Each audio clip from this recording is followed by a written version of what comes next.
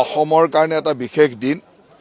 অসমত পোন প্ৰথমবাৰৰ বাবে চি প্লেন নামিছে, গতিকে আমাৰ কাৰণে অত্যন্ত আনন্দৰ দিন। পৰীক্ষামূলকভাৱে আজি চি প্লেন আমি বৰঝাৰ বিমানবন্দৰৰ পৰা পাণ্ডুঘাটলৈকে চলাই আমি নামিছোঁ। মোৰ লগত আমাৰ মেয়ৰ, ডেপুটি মেয়ৰ সকলো আছে। আমি খুব সুন্দৰভাৱে লেণ্ডিং কৰিছোঁ আৰু এই চি প্লেনৰ সংযোজনে নিশ্চয়কৈ আমাক আৰু 6 মাহ এবছৰ হয়তো লাগিব অপাৰেশ্যনেল কৰালৈকে। গতিকে আমাৰ চেষ্টা থাকিব কিমান সোনকালে ইয়াক অপাৰেশ্যনেল পৰ্যায়লৈ আনিব পৰা যায়। আজি পৰীক্ষামূলকভাৱে নামিছে আৰু আপোনালোকে জানি আনন্দিত হ'ব, ভাৰতবৰ্ষত প্ৰথমবাৰৰ কাৰণে নদীত নামিছে। ইয়াৰ আগতে সাগৰত নামিছে বা অন্যান্য বেকৱাটাৰত নামিছে, এনেকুৱা কিছুমান চি প্লেন নামিছে, কিন্তু চি প্লেন প্ৰথমবাৰৰ কাৰণে নদীৰ পানীত নামিছে।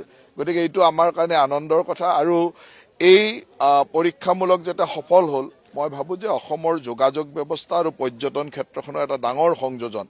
আজি এই চি প্লেন যদি আমি ভৱিষ্যতলৈ কাজিৰঙা, উমৰাংচু, মাজুলী, ডিব্ৰুগড় ইত্যাদিলৈ চলাব পাৰোঁ, অসমৰ গোটেই যাতায়াত ব্যৱস্থাটো বা পৰ্যটন ক্ষেত্ৰখন বহুখিনি একেলগে আগবাঢ়ি যাব। সেইকাৰণে মই অত্যন্ত আনন্দ অনুভৱ কৰিছোঁ। আমাৰ ট্ৰান্সপৰ্ট ডিপাৰ্টমেণ্ট আৰু পৰ্যটন বিভাগ দুয়োটাকে ধন্যবাদ দিছোঁ যে খুব সুন্দৰভাৱে এই চি প্লেনৰ লেণ্ডিং কৰিলে আৰু ইয়াৰ লগত জড়িত সকলোকে মই ধন্যবাদ জ্ঞাপন কৰিছোঁ।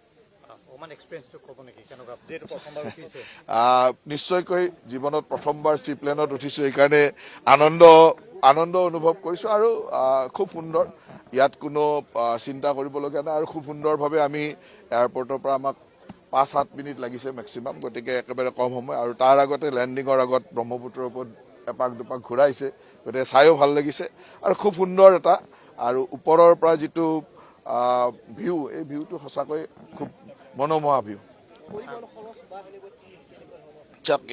ইয়াততো বহুত বেছি খৰচী নহয়, কিন্তু আমাৰ কাৰণে বিশেষকৈ অসমৰ দৰে ৰাজ্য এখনৰ কাৰণে য'ত যথেষ্ট পৰিমাণে ৱাটাৰ বডি আছে আৰু প্ৰত্যেক টুৰিষ্ট ডেষ্টিনেশ্যনৰ ওচৰত খুব সুন্দৰ সুন্দৰ ৱাটাৰ বডি আছে, আৰু সেইকাৰণে মই ভাবোঁ যে অসমত চি প্লেনৰ ছাকচেছফুল হোৱাটো অসমৰ ভৱিষ্যতৰ পৰ্যটন উদ্যোগ আৰু অসমৰ যোগাযোগ ব্যৱস্থাৰ কাৰণে এটা অত্যন্ত নতুন সংযোজন আৰু অত্যন্ত সুদূৰ প্ৰসাৰী সংযোজন। নিশ্চয়কৈ, কাৰণ ৱাটাৰ বডি থকা ঠাইত, যিকোনো জলাশয় থকা ঠাইত আমি নামিব পাৰিম।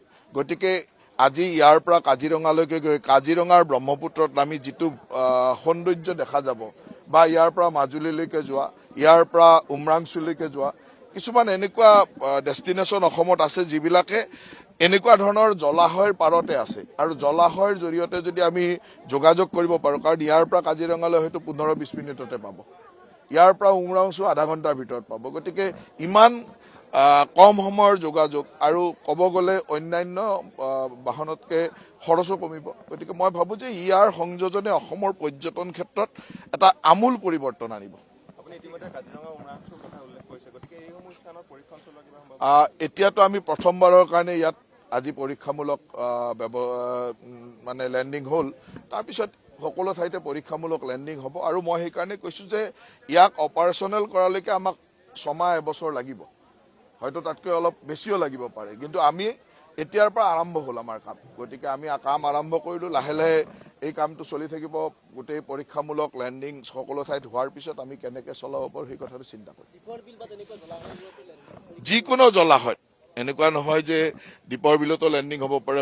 আৰু মইতো ক'লোঁ যে প্ৰথমবাৰৰ কাৰণে নদীৰ পানীত লেণ্ডিং হৈছে। ইয়াৰ আগতে নদীত ক'তো ৰিভাৰ ৱাটাৰত লেণ্ডিং হোৱা নাছিল। এইবাৰ